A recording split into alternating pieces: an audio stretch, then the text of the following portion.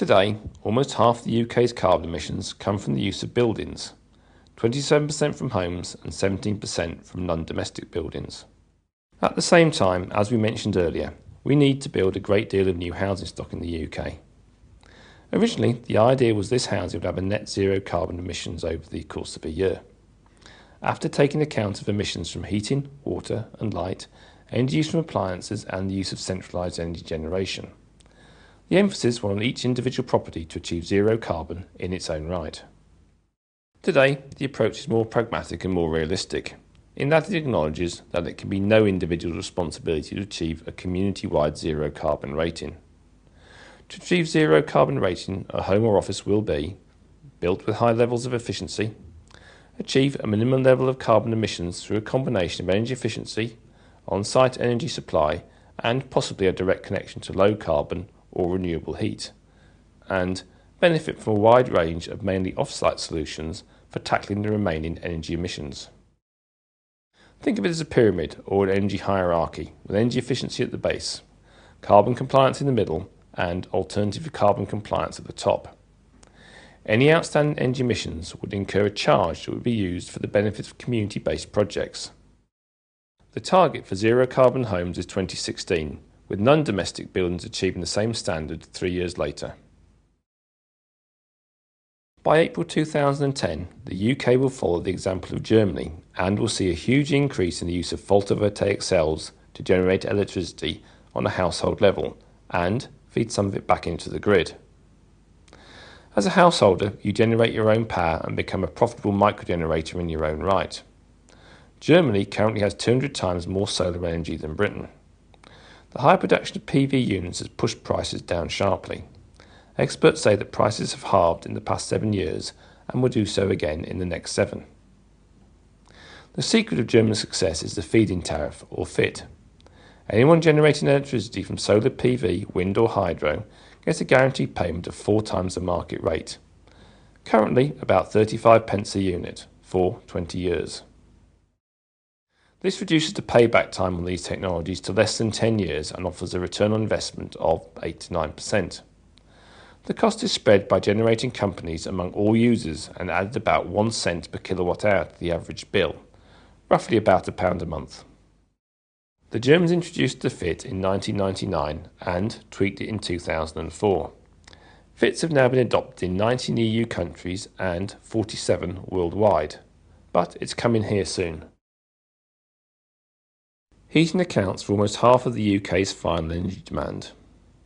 That's the largest proportion of our carbon emissions.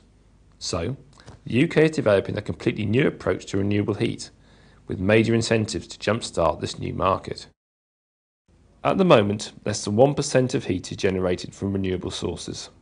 The main technologies to increase renewable heat in the UK are most likely to be heat from biomass waste and microgeneration technologies such as solar thermal, biomass boilers, heat pumps and combined heat and power plants, which generate heat and renewable electricity.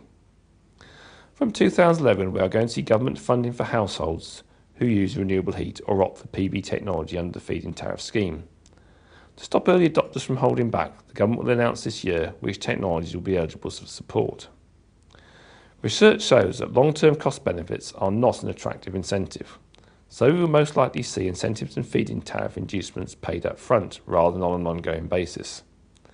This may well be offered in conjunction with loans at advantageous rates.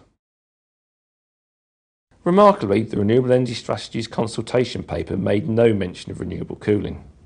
This was down to oversight rather than strategic thinking, and the omission will be remedied before legislation is enacted.